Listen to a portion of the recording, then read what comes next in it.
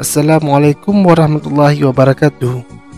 Di video kali ini kita akan membahas tentang sejarah keturunan Khalifah Abbasiyah yang ada di Sumatera. Sebelum teman-teman melanjutkan video ini, alangkah baiknya teman-teman menekan tombol like, subscribe, dan jangan lupa menyalakan lonceng notifikasi supaya teman-teman tidak ketinggalan video-video sejarah lainnya.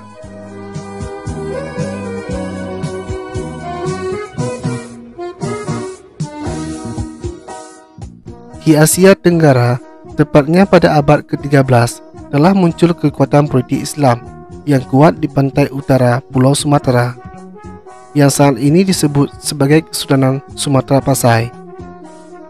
Nama tersebut merujuk pada Madinah Sumatera, yaitu sebuah kota pelabuhan besar seperti yang dicatat dalam laporan perjalanan seorang penjelajah Muslim asal Maghrib, yaitu Ibnu Battuta. Karena pengaruh kuat kota Sumatera, lambat laun, secara keseluruhan, penamaan pulau ini disebut dengan Pulau Sumatera.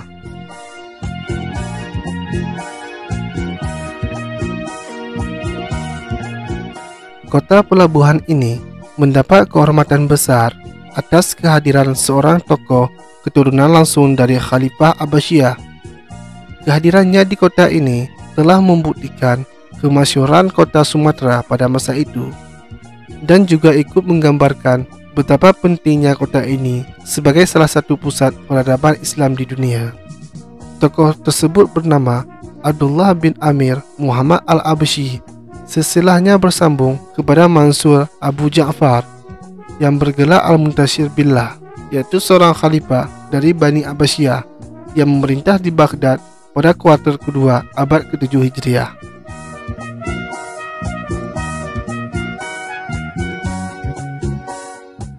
Sejauh ini, ia merupakan satu-satunya tokoh keturunan langsung dari Abbas bin Abdul Muttalib, paman dan sekaligus sahabat Rasulullah SAW yang berhijrah ke kota Sumatera sampai akhir hayatnya. Abdullah bin Muhammad Al-Abbasi wafat di kota Sumatera pada tahun 816 Masehi. Ia hidup pada masa Sultan Zainal Abidin bin Sultan Ahmad, ayahanda dari Al-Malik Al-Mu'azzamah Naharasiyah.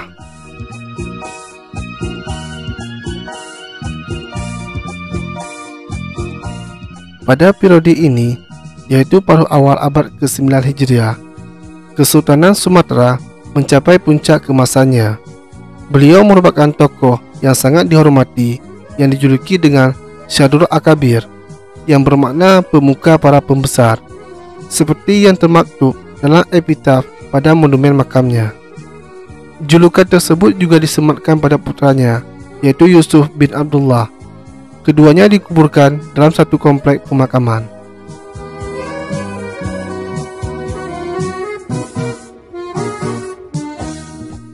Di komplek makam yang secara tradisi disebut sebagai makam Tengku Sidi, ini berjajar satu buah cenotap dan 4 pasang nisan. Yang pertama, cenotap berbahan marmer yang diproduksi dan didatangkan dari Bandar Khambhat, Gujarat, India, yang dicirikan sebagai tipologi cambai. Hal ini merupakan monumen peringatan tokoh utama di komplek ini, yaitu Syadrul Akabir Abdullah Al-Abbasi.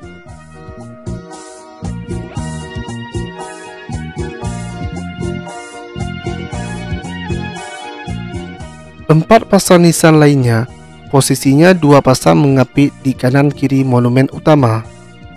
3 dari 4 nisan tersebut merupakan nisan andesit yang dibuat secara lokal, yang dicirikan sebagai tipologi Sumatera Pasai. Yang satu di antaranya memuat epitaf Syadrul Akabir Yusuf bin Abdullah Al-Abbasi. 2 nisan andesit lainnya polos tanpa hiasan dan inskripsi, yang salah satunya kemungkinan adalah penanda tempat jasad Syadrul Akabir Abdullah dikubur.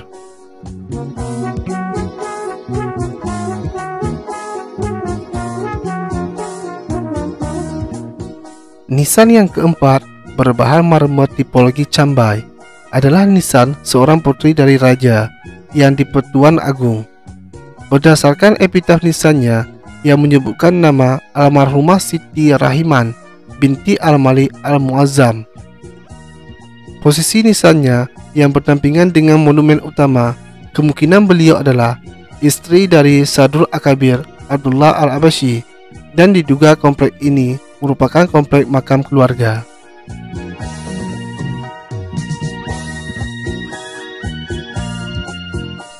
Mengutip hasil bacaan epigraf asal Aceh, Tengku Taqiyatuddin Muhammad LC yang dipublikasi oleh Mapesa di buku Melintasi Jejak Perjalanan Sejarah Aceh. Berikut ini adalah salinan dan terjemahan epitaf pada monumen makam Sadrul Akabir Abdullah. Inilah kubur bagi pemuka para pembesar Abdullah bin Amir Muhammad bin Abdullah Qadir bin Yusuf bin Abdul Aziz bin Al-Mansur Abi Ja'far Al-Abashi Al-Muntasir Billah Amirul Mukminin Khalifah Abasyah. Semoga Allah menyiramkan rahmat ke atas pusaranya. Wafat pada malam Jumat 23 bulan Rajab tahun 816 Hijriah.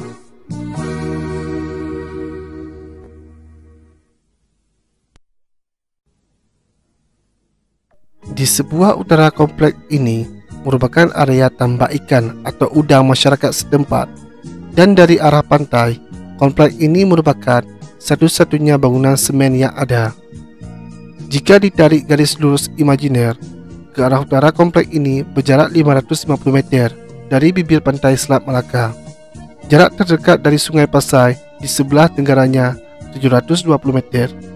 Dari komplek makam Sultan Malik Kut Saleh di sebelah barat daya berjarak 1,1 km, dan di daerah timurnya terdapat komplek makam Kesultanan Samudra Pasai periode kedua, yaitu makam Ratu Asyah yang berjarak 600 meter.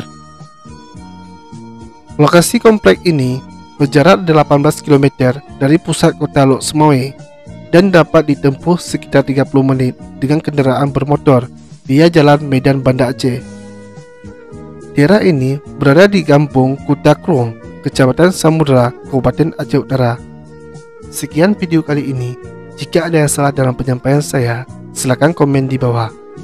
Dan sampai jumpa di video-video selanjutnya.